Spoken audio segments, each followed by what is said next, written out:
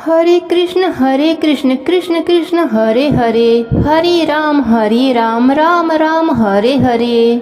राधे राधे दोस्तों, आज मैं आपको 11 माता की कहानी सुनाने जा रही हूँ। प्रेम से बोलिए 11 माता की जय हो, विष्णु भगवान की जय हो। एक समय की बात है, एक नगर में एक राजा राज्य करता था। वह बहुत ही धार्मिक प्रवृत्ति का था। उस राजा को समय आने पर 2 कन्याओं का जन्म हुआ। राजा की छोटी बेटी भी अपने पिता के तरह ही धार्मिक थी। वह नियम धर्म से रहती थी। साथ ही वह बचपन से ही 11 का व्रत भी करने लगी। 11 माता की कृपा से राजा की छोटी बेटी लोकप्रिय हो गई। उसकी हर तरफ प्रशंसा होती रहती थी। यह सब देखकर राजा की बड़ी बेटी को बड़ा ही ईर्ष्या होता था। वह अपने बहन से जलती रहती थी। एक बार की बात है, पड़ोसी राजा का बेटा बड़ी बेटी को देखने आया, लेकिन उसे बड़ी बेटी की जगह छोटी बेटी पसंद आ गई।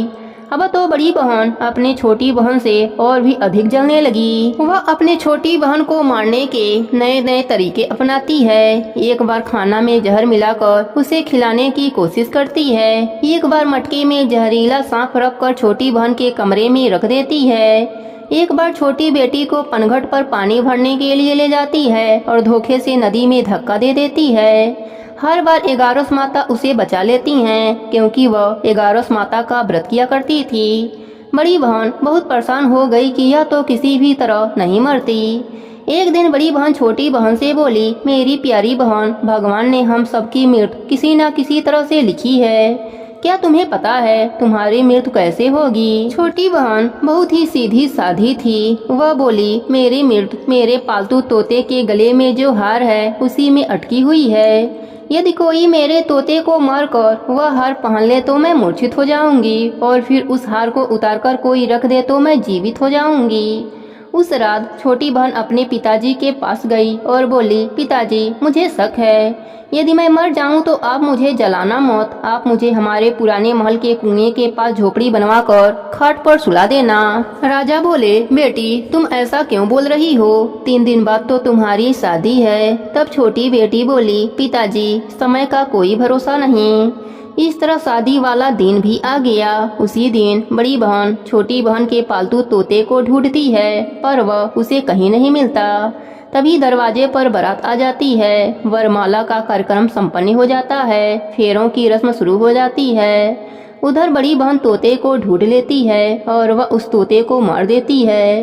वहीं छोटी बहन 3 फेरे राजकुमार के साथ पूरे कर लेती है। तभी छोटी बहन मूर्छित होकर गिर जाती है। उधर बड़ी बहन तोते के हार को खुद पहन लेती है। इधर सभी घबरा जाते हैं। सभी बारातियों में हलचल मच जाता है कि राजकुमारी को क्या हुआ। सभी डर जाते हैं। तब राजा वैद्य हकीमों को बुलाते हैं। छोटी राजकुमारी को महल में ले जाकर लिटा दिया जाता है। वैद्य हकीम राजा से कहते हैं, राजकुमारी ना मरी हैं ना जीवित हैं, हमने ऐसा पहली बार देखा है। तब राजा उनसे कहते हैं, वहां जाकर बोलना कि राजकुमारी बेहोश हैं, अभी थोड़ी देर में ठीक हो जाएंगी। यदि तुम ऐसा नहीं कहोगे तो मैं तुम्हें फांसी दे दूंगा। बेचारा वैद्य राजा के कहे अनुसार वैसा ही बोलता है। तभी बड़ी बेटी आती है और कहती है, पिताजी, मुझे छोटी बहन के मरने का बहुत दुख है। उससे ज्यादा दुख मुझे आपके इज्जत का है, जो कि खराब हो जाएगा। आप ऐसा करो कि मेरी शादी राजकुमार के साथ करवा दो, तब सब ठीक हो जाएगा, आपका इज्जत भी रह जाएगा। तब राजा को यह बात ठीक लगी और राजा ने छोटी बेटी के कपड़े पहनाकर फेरों में बैठा दिया, पर राजकुमार ने मना कर दिया। कहा, यह मेरी पत्नी नहीं है। मेरी पत्नी जब बोलती है उसके मुख से फूल झड़ते हैं। लेकिन सबने समझा बुझाकर उसे 4 फेरे लगवा दिए। बड़ी राजकुमारी ससुराल आई तो राजकुमार ना तो उनसे बात करते थे, ना उनके हाथ से पानी पीते थे, ना ही उनके हाथ का बनाया हुआ खाना खाते थे। राजकुमार ने मन ही मन सोचा कि मैं पता लगाकर रहूंगा कि मेरी पत्नी के साथ क्या हुआ है। एक दिन राजकुमार दुखी होकर घोड़े पर बैठकर जा रहे थे कि घोड़ा वहीं जाकर रुका जहाँ राजकुमारी की अधमरी लाश रखी गई थी। राजकुमार ने मन ही मन सोचा कि घोड़ा यहाँ किस कारण से रुका है। कोई तो वजह जरूर होगा जो कि घोड़ा यहाँ रुक गया है। राजकुमार घोड़े से उतरकर पुराने महल में गए। वहाँ एक चौकीदार था। राजकुमार ने पूछा, यह महल किसका है? तब चौकीदार ने बताया कि यह महल आपके ससुर जी का है। वहाँ खाट पर कौन सो रहा है? राजकुमार ने चौकीदार से पूछा। तब चौकीदार कहने लगा कि यह राजा की छोटी बेटी हैं जो शादी वाले दिन अधमरी हो गई थीं। तब राजकुमार ने कहा, यह तो मेरी पत्नी है, इसके साथ मेरे फेरे हुए थे। राजकुमार ने चौकीदार से कहा, तुम किसी से कुछ मत कहना कि मैं यहाँ हूँ, मैं तुम्हें मुँह मांगी रकम दूंगा। चौकीदार हाँ कह दिया और राजकुमार खाट के पास गया और बचे हुए फेरे खाट के साथ ले लिया। राजकुमार उस दिन वहीं पर रहा। छोटी रानी रात को खड़ी हो गई। उसने अपने पास अपने पति को देखा तो वह बहुत रोई। राजकुमार ने पूछा, बड़ी अजीब बात है, तुम शादी वाले दिन मूर्छित कैसे हो गई थी? तुम्हारे पिताजी ने मेरी शादी तुम्हारी बड़ी बहन से करवा दिया, पर मैंने उसे स्वीकार ही नहीं किया है। तुम मुझे पूरी बात बताओ, तुम दिन भर मूर्छित क्यों रहती हो? इस टाइम उठ कैसे गई, इसका भी राज बताओ। तब राजकुमारी ने अपने पति को तोते और हार वाली सारी बात बताई और यह भी बताया कि यह बात मैंने अपने बड़ी बहन को बताया था। एक दिन उसने मुझसे मेरे मृत्यु का उपाय पूछा, तो मैंने उसे पूरी बात बता दी थी। मेरी बड़ी बहन मुझसे बहुत ईर्ष्या करती है। उसने कई बार मुझे मारने की कोशिश की, पर 11 माता ने मुझे हर बार बचा लिया। यह सब मेरी बड़ी बहन ने किया है। तोते के गले में जो हार था वह मेरी बहन दिन में पहन लेती है और रात को उतार देती है, इसलिए मैं दिन में मूर्छित रहती हूँ और रात को जीवित हो जाती हूँ। यदि वह हार मुझे वापस मिल जाए तो मैं हमेशा के लिए जीवित हो जाऊंगी। इतना सुनकर सुबह होते ही राजकुमार गुस्से से अपने महल गया और बड़ी बहन के गले से हार निकाल कर लाया और अपने पत्नी को पहना दिया। उसकी पत्नी जीवित हो गई। फिर उसे लेकर महल गया और उसकी बड़ी बहन को महल से निकल जाने के लिए कहने लगा। बड़ी बहन रोने लगी और रोते रोते बोली, हे छोटी बहन, तुम्हें क्यों हर खुशी भगवान दे देते हैं और मुझे क्यों दुख देते हैं? इसका कारण बताओ। तब छोटी बेटी बोली, तुम्हारे मन में लालच रहता है, इस कारण तुम्हें दुख मिलता है और मैं सबका कल्याण चाहती हूँ। साथ ही 11 का व्रत करती हूँ, इसलिए काल भी मेरा कुछ नहीं बिगाड़ सकता। यह सब 11 माता की महिमा है। जो मेरे साथ तुमने कई अनहोनी किया पर हुआ नहीं। हर बार 11 माता ने मेरी रक्षा करी। अब बड़ी बहन की आंखें खुल गई। वह बोली, हे बहन, मुझे क्षमा कर दो, मैं कहाँ जाऊंगी? तुम मेरे लिए एक घर दे दो, मैं उसी में रह लूंगी। छोटी बहन को अपने बड़ी बहन पर दया आ गई और वह राजकुमार से कहकर अपने बड़ी बहन के लिए एक महल दिलवा दिया। बड़ी बहन उसी में रहने लगी। अब वह नेम धर्म से अपना दिन बिताती थी, साथ ही 11 का व्रत भी करने लगी। इधर छोटी बहन पति के साथ राज सुख भोगने लगी। साथ ही दोनों जन 11 का व्रत करने लगे। 11 माता की कृपा से छोटी रानी को एक सुंदर सा पुत्र उत्पन्न हुआ और महल में रिद्धि सिद्धि का वास हो गया। हे 11 माता, जैसे आपने छोटी राजकुमारी पर अपनी कृपा करी, वैसे ही अपने सभी भक्तों पर अपनी कृपा बनाए रखना। प्रेम से बोलिए 11 माता की जय हो, विष्णु भगवान की जय हो। एक बार एक बुढ़िया माई ने 11 का व्रत रखा। वह बड़ा ही भक्ति भाव से पूजा अर्चना करी। उन्हें वृद्धावस्था में क्या बाधा थी? वह तो अपने पुत्र पौत्रों की सुख सुविधा के लिए व्रत रखा था। वह दिन भर तो मन को कठोर करके अपनी प्यास को रोके रहीं और दिन में ब्राह्मणों को मिट्टी के पात्र में भरकर पानी और ऋतु फल दान किया। दोना भर के चीनी और दही वितरण किया। उन्हें गर्मी के कारण बहुत बेचैनी हो रही थी, इस कारण वह बहुत देर तक पानी में पड़ी रहीं, मुंह धोती रहीं। तब कहीं थोड़ा बहुत धैर्य बंध पाया। धूप तो तेज पड़ ही रही थी, इस कारण बार बार मुख सूख रहा था। बहुत बेचैनी हो रही थी। एक तो बुढ़ापा और दूसरा यह भयंकर गर्मी। वृद्धा अवस्था में स्थिति तो कुछ दूसरे ही प्रकार की होती है। जैसे तैसे हाथ पैर धोकर के दिन कट पाया और पहाड़ सी रात सामने थी। उनका कटना बड़ा ही कठिन दिखाई दे रहा था। खटिया पर पड़े पड़े शांति नहीं मिल रही थी। वे बार बार करवट बदल रही थीं। अनेक बार वह बाहर जाती और भीतर आती। उन्हें घर के अंदर शांति नहीं मिल रही थी। वे खटिया पर पड़ी पड़ी एकादशी माता का स्मरण करती रहीं। वे कहती रहीं कि हे माता जी, आप मेरी लाज रखना, आप ही मुझे शांति दीजिएगा, जिससे मैं यह व्रत कर सकूं और यह पहाड़ सी रात शांति पूर्वक व्यतीत हो सके।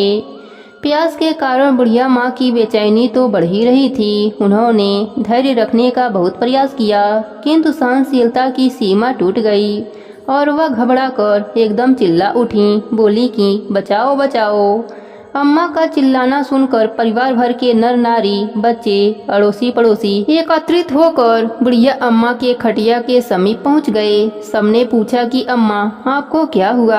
आप क्यों चिल्ला रही हैं? आप इस वृद्ध अवस्था में यह कठिन व्रत क्यों कर रही हैं? अम्मा जी, शक्ति से ही भक्ति होती है। थोड़ी देर में वह फिर बोली, मेरे प्राण निकले ही जा रहे हैं, मेरे छाती पर ठंडे पानी का घड़ा रख दो।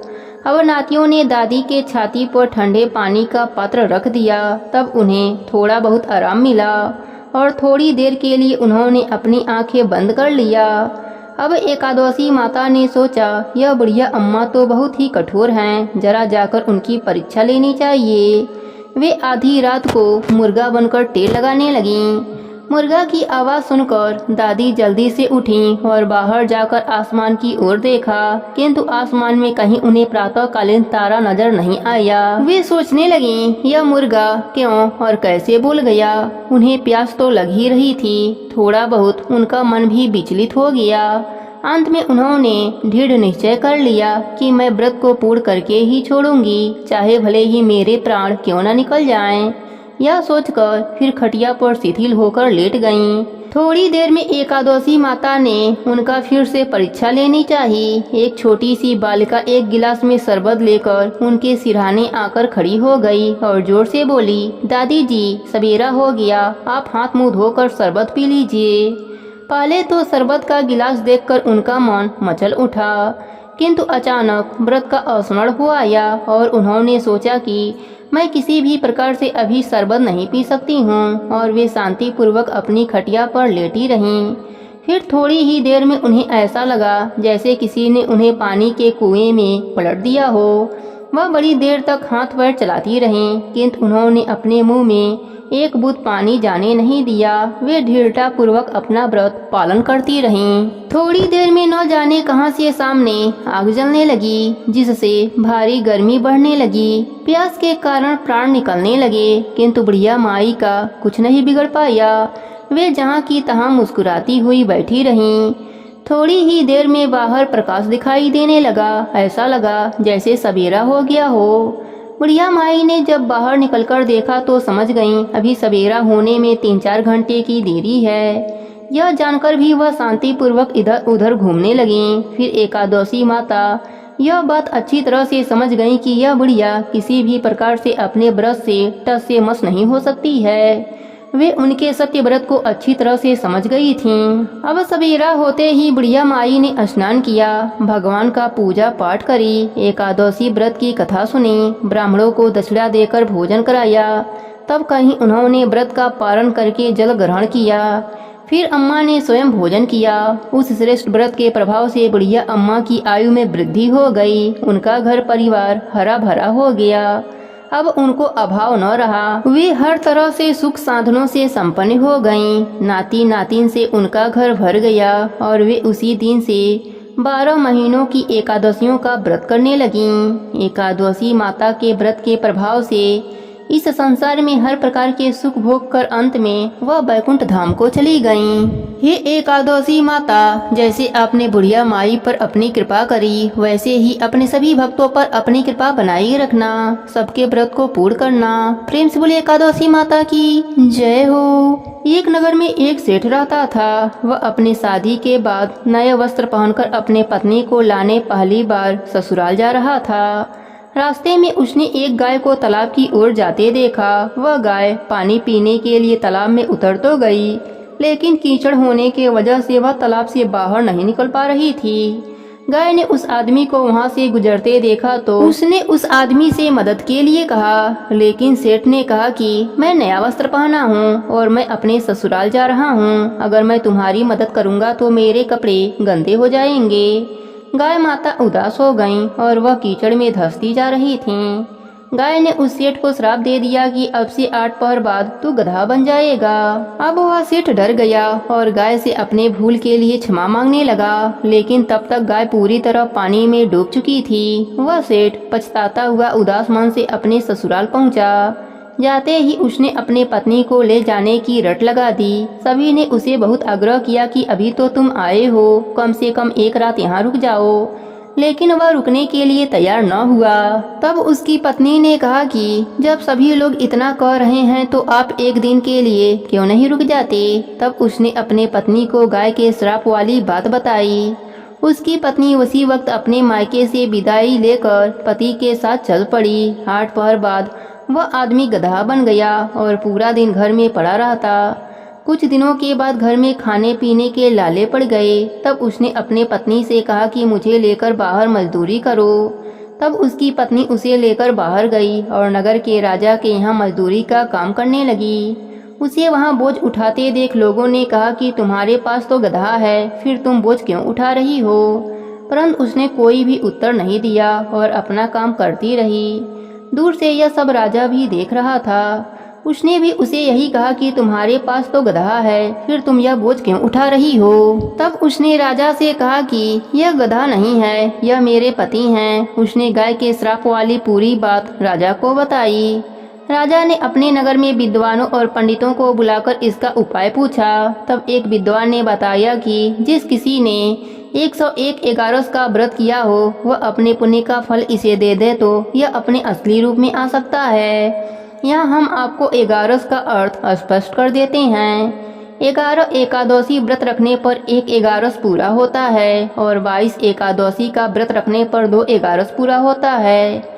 ऐसे ही जिसने 101 बार 11 एकादशी के व्रत किए हों तो उनके पुण्य के फल से वह आदमी अपने असली रूप में आ जाएगा। राजा ने अपने पूरे नगर में घोषणा करा दी, लेकिन किसी ने भी पूरे 101 एगारस नहीं किए थे। कई दिन बाद उन्हें एक बुढ़िया मिली जिसने 101 एगारस पूरा कर लिया था। राजा ने उस बुढ़िया को उसका फल देने को कहा, लेकिन वह बुढ़िया 100 एगारस का फल देने को तैयार हुई, क्योंकि 1 एगारस का फल वह खुद अपने लिए रखना चाहती थी, जिससे कि उसे मोक्ष की प्राप्ति हो सके और वैकुंठ धाम में वास मिल सके। इतना कहकर उसने अपने 100 एगारस का फल उस सेठ को दे दिया।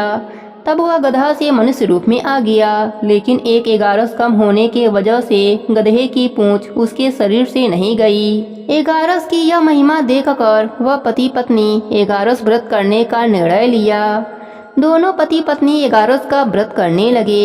1 एगारस पूरा होते ही सेठ की पूंछ गायब हो गई और एगारस माता की कृपा से उनका घर अन्य धन से भर गया। ही एगारस माता, जैसे आपने सेठ पर अपनी कृपा करी, वैसे ही अपने सभी भक्तों पर अपनी कृपा बनाए रखना। प्रेम से बोलिए एगारस माता की जय हो, विष्णु भगवान की जय हो।